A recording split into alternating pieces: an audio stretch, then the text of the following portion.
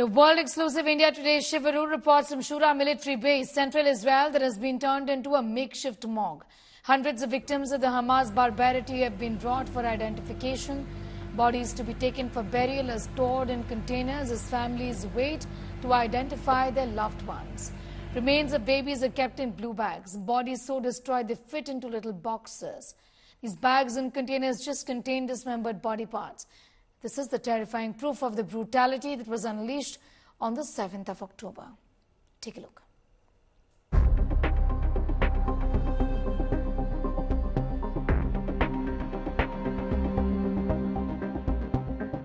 These ordinary-looking containers hold the horrors of Hamas.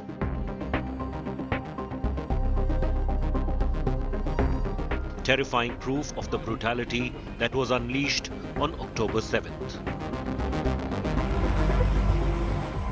The blue bag that you see right here is the body of a child. Somebody's kid. I don't know what more proof the world needs for the atrocities that happened. This is the Shura military base in central Israel, which has been turned into a makeshift morgue. These are the victims of Hamas carnage.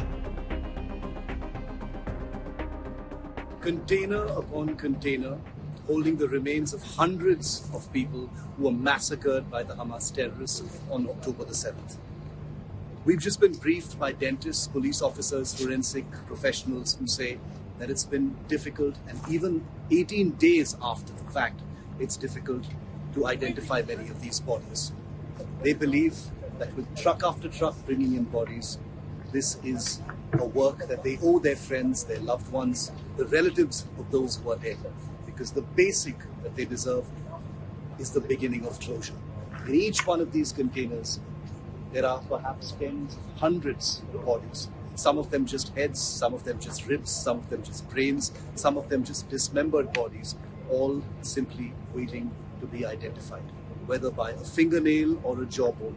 The remnants of October the 7th, all packed in bags, neatly refrigerated in metal containers, because that's what it finally comes down to.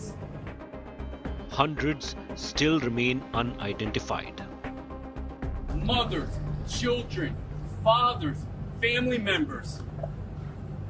They have not yet been identified, and their family members are waiting to hear what has happened to them. Some of them are completely charred. Some of them are dismembered, their bodies mutilated by a terrorist organization who acted not just against Israel, but against humanity. Some of these bags just contain dismembered body parts. There are bags arriving here with body parts. Some only with a brain, some only with ribs, things that are sick, that no human should see. Doctors and forensic experts have been working tirelessly to identify bodies. The smell of death hangs heavy in the air. Point where I want to cry, but I don't know if I can cry because I'm in the middle of a mission, and there are families that are counting on our work in order to be able to bury their loved ones. We have seen every type of mutilation and disgrace to bodies that is possible.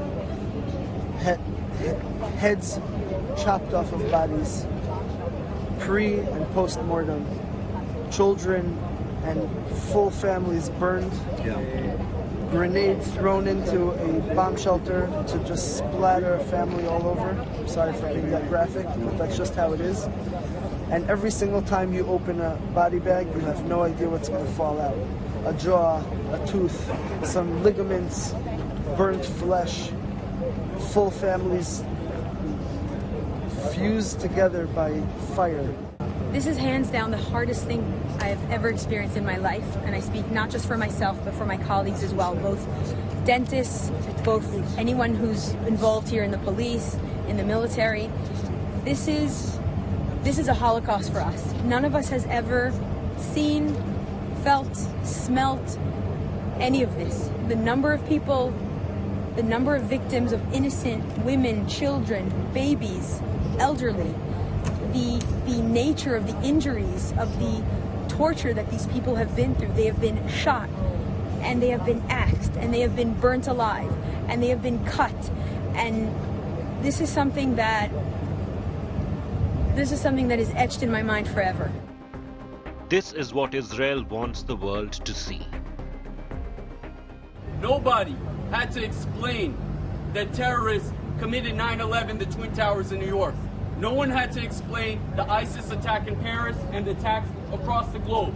But here we are, here I am, opening trailers with bodies.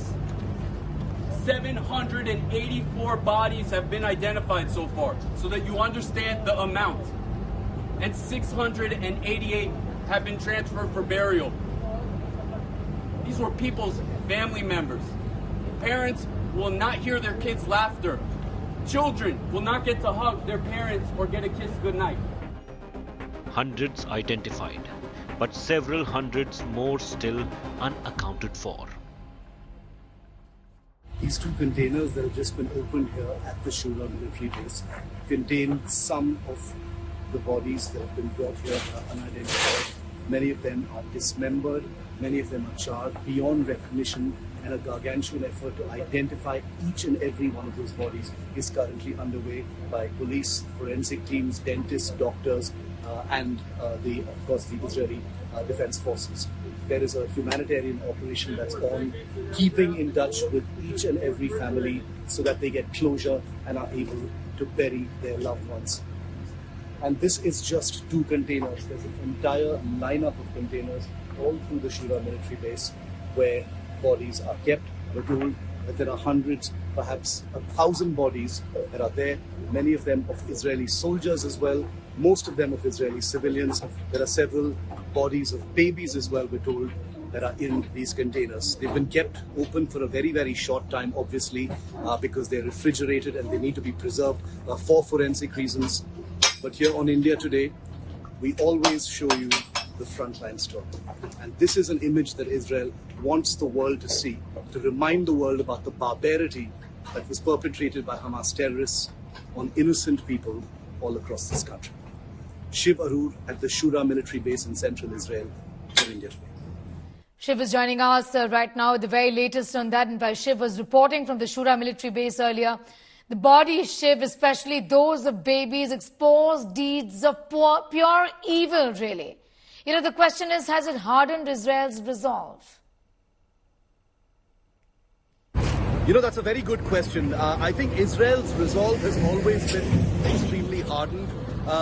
Their angry bewilderment, Israel's angry bewilderment has actually been about having to convince the international community about why it is going after Hamas in this very aggressive manner. Israel is extremely dismayed. They believe that the narrative in some ways, is blowing against them in the international community, especially at the United Nations, with all of these countries only harping on the humanitarian crisis in Gaza and in some ways completely ignoring what happened on October the 7th, the victims, the hostage crisis, etc. Therefore, Israel believes its resolve is completely hardened, and yet as part of the international community, it still needs to take its steps deliberately. It cannot, be seen to be moving in a hurry. There is plenty to lose. There is a public that perhaps doesn't have an appetite for more losses after what happened on October the 7th, and therefore this is the case. My visit to the Shura base was extremely heartrending, seeing, little bags containing the remnants of body parts of people, little babies, hearing those descriptions from the forensic team that's piecing together vast quantities of human remains, is a life-changing experience. It was for me. I can imagine how it must be for people on the ground piecing through remains, both in Israel as well as in Gaza. But like I said, resolve for Israel has never been a problem. This is a country, despite its internal contradictions, despite its politics within, despite public protests that we've been covering here on India Today, it's a country that truly comes together politically, publicly, and otherwise, when it comes to times like this. So I think that resolve being translated into military power is really what everyone is expecting to see now, and in what form that will take. It's coming back to you for more on that, Shiv, as he gets us those details as far as the horrors of war is concerned.